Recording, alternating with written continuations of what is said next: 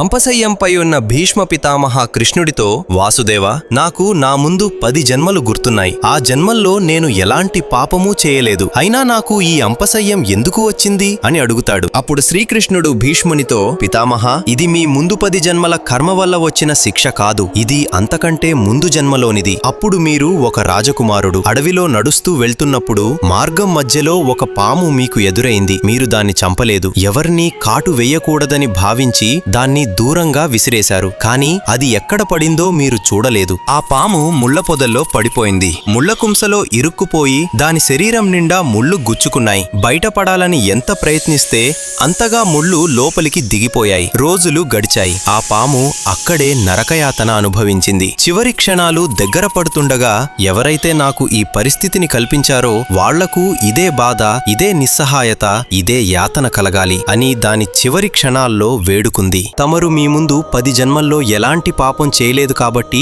మీకు ఈ శిక్ష దొరకలేదు. కానీ ఈ జన్మలో మీ కళ్ల ముందే ఒక స్త్రీకి అన్యాయం జరుగుతుంటే మీరు ఆపలేదు. ఆ క్షణమే మీరు ఈ పాపంలో భాగమయ్యారు. అందుకే పితామహ, ఆ రోజు పాము ముళ్ల పొదల్లో చిక్కుకున్నట్లే ఈ రోజు మీరు అంపశయ్యంలో చిక్కుకున్నారు. మనము చేసే ప్రతి కర్మ మనల్ని తప్పకుండా చేరుతుంది. ఈ జన్మలో కాకపోతే మరొక జన్మలో అయినా అని కృష్ణుడు భీష్మునికి వివరిస్తాడు. మీకు శ్రీకృష్ణుడంటే ఇష్టం ఉంటే జై శ్రీకృష్ణ అని కామెంట్ చేయండి.